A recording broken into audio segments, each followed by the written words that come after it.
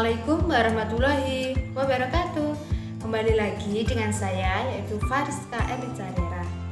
Di sini saya akan menjelaskan lanjutan dari video sebelumnya, yaitu mengenai fungsi kuadrat.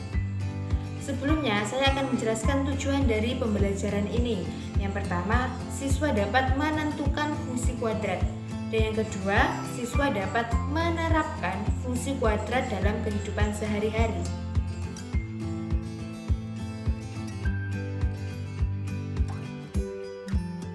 Menentukan fungsi kuadrat. Jika diketahui suatu sketsa grafik fungsi kuadrat, maka dapat ditentukan rumus fungsi kuadratnya dengan menggunakan keterangan-keterangan yang diketahui pada sketsa grafik fungsi kuadrat. Berikut adalah ciri-ciri sketsa grafik fungsi kuadrat. Yang pertama, grafik fungsi kuadrat memotong sumbu X di A, X1,0 dan B, X2,0. serta melalui sebuah titik tertentu. Persamaan fungsi kuadratnya dapat dinyatakan sebagai Y sama dengan Fx sama dengan A kali X min X1 kali X min X2. Yang kedua, grafik fungsi kuadrat yang menyinggung sumbu X di A X1,0 dan melalui sebuah titik tertentu. Persamaan fungsi kuadratnya dapat dinyatakan sebagai Y sama dengan Fx sama dengan A kali X min X1 kuadrat. Yang ketiga, grafik fungsi kuadrat melalui titik puncak atau titik balik P, X1, YP dan melalui sebuah titik tertentu. Persamaan fungsi kuadratnya dapat dinyatakan sebagai Y sama dengan Fx sama dengan A X min XP kuadrat plus YP. Dan yang terakhir, grafik fungsi kuadrat yang melalui titik-titik A, XI, YI, B, X1, Y2, dan C, X3, Y3, persamaan fungsi kuadratnya dapat dinyatakan sebagai Y sama dengan Fx sama dengan AX kuadrat plus BX plus C.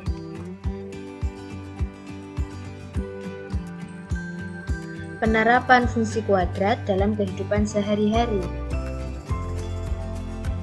Nilai ekstrem atau nilai maksimum atau nilai minimum memiliki peranan yang sangat penting dalam memecahkan masalah yang berhubungan dengan fungsi kuadrat.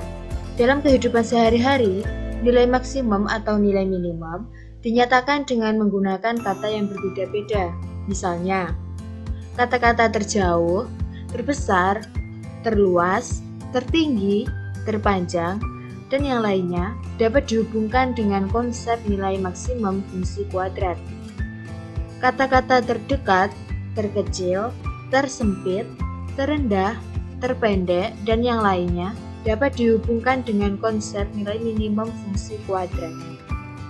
Jika dalam sebuah soal cerita memuat kata-kata tersebut, maka dapat dikatakan bahwa persoalan tersebut dapat dipecahkan dengan menggunakan matematika berbentuk fungsi kuadrat. Langkah-langkah pemecahan masalah yang berkaitan dengan model matematika berbentuk fungsi kuadrat sebagai berikut. Yang pertama, menyatakan besaran yang ada dalam soal cerita sebagai variabel atau dilambangkan dengan huruf-huruf kecil untuk mendapatkan hubungan atau ekspresi matematika. Yang kedua, merumuskan fungsi kuadrat yang merupakan model matematika dari soal cerita. Yang ketiga, menentukan penyelesaian dari model matematika fungsi kuadrat yang telah diperoleh. Dan yang keempat, menafsirkan hasil-hasil yang diperoleh terhadap soal cerita. Lanjut kita ke contoh soal, yaitu diketahui panjang sisi tegak suatu segitiga siku-siku adalah 16 cm. Berapakah luas terbesar dari segitiga tersebut? Penyelesaiannya, yaitu dari soal tersebut, terdapat kata luas terbesar, sehingga persoalan tersebut berkaitan dengan fungsi kuadrat. Kita misalkan, panjang sisi-sisi tegak segitiga adalah X cm dan Y cm, sehingga diperoleh hubungan sebagai berikut. X plus Y sama dengan 16, maka Y sama dengan 16 min X. Untuk luas segitiganya yaitu setengah kali X kali Y sama dengan setengah kali X di mana Y sudah diketahui yaitu 16 min X, maka bisa kita substitusikan sama dengan negatif setengah X kuadrat plus 8X. Model matematika yang diperoleh adalah fungsi kuadrat, yaitu Lx sama dengan negatif setengah X kuadrat plus 8X. Fungsi tersebut diketahui bahwa A sama dengan negatif setengah, B sama dengan 8, dan C sama dengan 0. Karena A kurang dari 0, maka fungsi kuadrat mencapai nilai maksimum. Nilai maksimum tersebut dapat dihitung dengan menggunakan persamaan koordinat titik puncak atau titik balik fungsi kuadrat.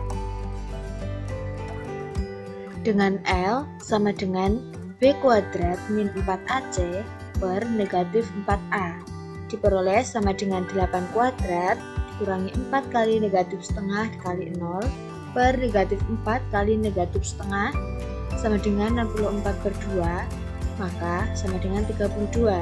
Jadi, luas terbesar segitiga tersebut adalah 32 cm².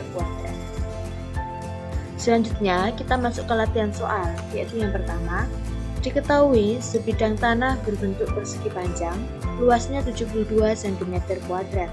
Jika panjangnya 3 kali lebarnya, maka panjang diagonal bidang tersebut adalah. Dan soal yang kedua, Pak Raffi mempunyai kebun berbentuk persegi panjang dengan luas 192 meter kuadrat. Selisih panjang dan lebarnya adalah 4 meter. Jika di sekeliling kebun dibuat jalan dengan lebar 2 meter, maka luas jalan tersebut adalah. Latihan soal ini bisa kalian kerjakan sebagai pemahaman pada materi ini. Demikian yang dapat saya sampaikan, semoga bermanfaat bagi kita semua. Terima kasih. Wassalamualaikum warahmatullahi wabarakatuh.